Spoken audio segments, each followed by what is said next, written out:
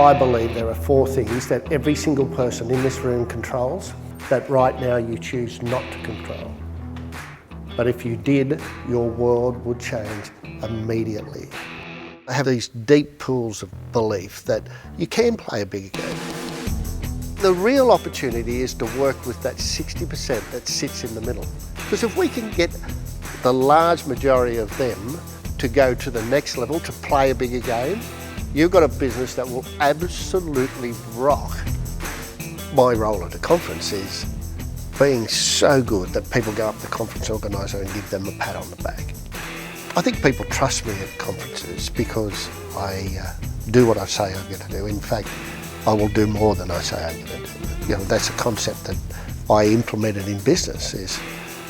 So when I created a company at 24 and retired at 34, one of the reasons I was able to do that is we always did more for people than what was in the contract. I wonder if the solutions, the ideas, the technology and the thoughts that you need to revolutionise your business in a tough industry are here today. Are they sitting on the table that you're with? I brought that into my speaking career of just go on that one step further. And again, that's about playing a bigger game, isn't it? It's about looking for that little bit extra, you know, that enough's not good enough. It's the story of my life.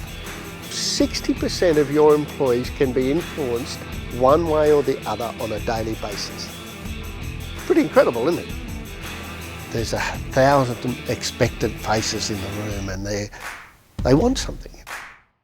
I am the person that's been given the job of giving them something that'll make their career better or their life better or their business better. And it's fairly humbling to be in that position. That kick in the backside made me start the process of putting a line in the sand in the future and then fighting like crazy to get across that line. Deciding what I wanted to achieve and then not letting anything stop me from achieving that. And there's nothing that I've done from playing a bigger game that you guys couldn't do. It's just a matter of going, what lies in the future that I really want to attach myself to, and then doing everything that you can possibly do to achieve that. I get called a motivational speaker all the time, but I'm not really a motivational speaker, you know, because I see the motivational speaker as the rah-rah person who pumps people up, and they're excited for a brief amount of time, but then they go back to their old ways. I'm pumping people up for life, you know, not for the next day or the next week. So I was in Tokyo a few years ago, speaking at a conference just like this, and I get a phone call from my little brother to tell me my father's in Gundawindi Hospital and he has less than 48 hours to live.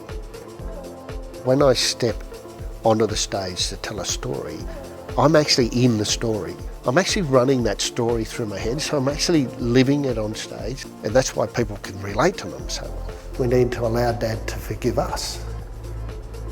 And Ken says, what's he going to forgive us for? He's the alcoholic, he's the one who got divorced, he's the one who hasn't been in touch. I said, imagine lying in the bed that you're going to die in. Having never, ever set eyes on your grandchildren.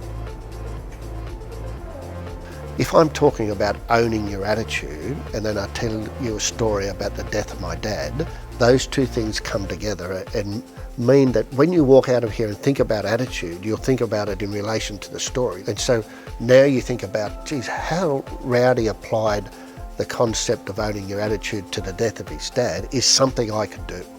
So we stuck him in a wheelchair, put a straw hat on his head, and wheeled him off down to the Gundawindi pub.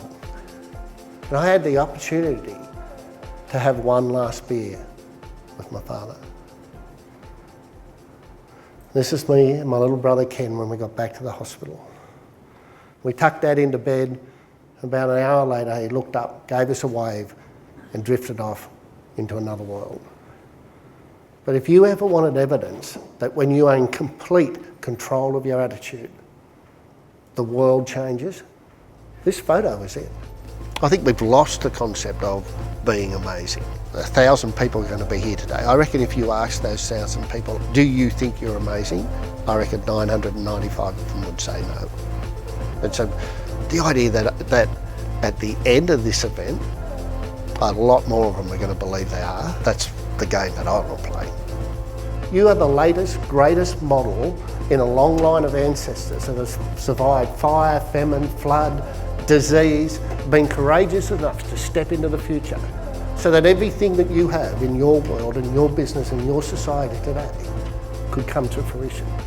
And you need to be brave enough to step into that for your future, for your kids, for your colleagues, for the people that get to sit in this room in 20 years' time and go, weren't the guys that came before me amazing?